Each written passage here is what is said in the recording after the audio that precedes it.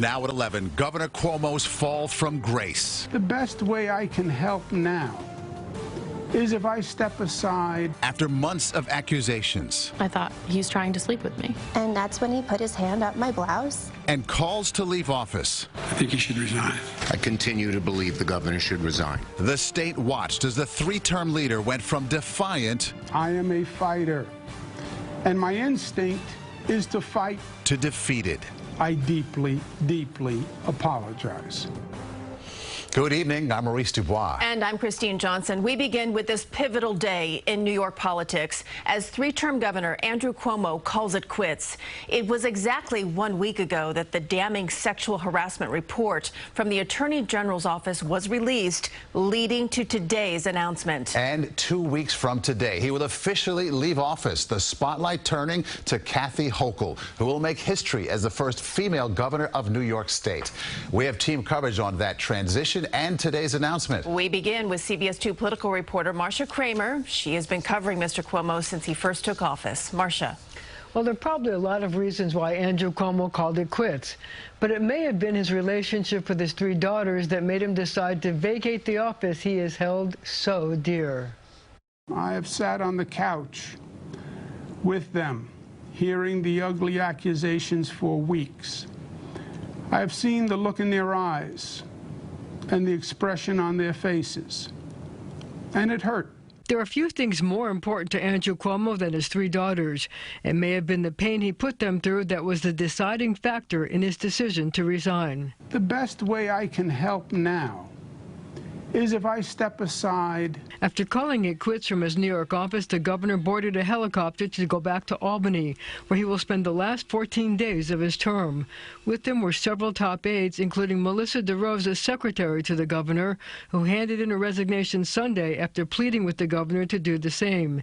She and others argued the sexual harassment charges brought by Attorney General Tish James would make it impossible for him to help the state recover. This situation will cost taxpayers millions of dollars. It will brutalize people. Before the governor spoke, his attorney offered a lengthy defense attacking the Attorney General's report. The investigators acted as the prosecutors, the judge, and the jury. Despite the resignation, he continued to insist he did nothing wrong, casting his actions as that of an old-time politician caught up in a Me Too generation whose implications he didn't understand. I have slipped and called people honey, sweetheart, and darling. I meant it to be endearing, but women found it dated and offensive. I said on national TV to a doctor wearing PPE and giving me a COVID nasal swab, "You make that gown look good." I was joking. He also tried to explain the AG's findings that he sexually harassed a married female trooper assigned to his protective detail. When I walk past them, I often will give them a grip of the arm, a pat on the face, a touch on the stomach, a slap on the back. It's my way of saying, I see you. I appreciate you. The 56th governor of New York also made it clear he would have liked to fight it out. But the political environment is too hot, and it is too reactionary for that now. And it is unfortunate. Well, sources tell CBS 2 the governor is waiting 2 weeks to officially step down to ensure an orderly transition. Christina, Maurice? Okay, Marcia, so 2 weeks to go here. What do you think his game plan is going to be? It's going to be COVID and Delta variants and trying to finish up what he became the national star for so many months ago, which is to fight COVID. All right, so Hochul will then serve out the rest of this term. Let's look beyond that. Who then, is going to throw their hat into the ring for the governor's race? Well, so on the Democratic side, obviously Kathy Hochul is going to try to win it again. There's betting that Tish James, the Attorney General, might want to do it.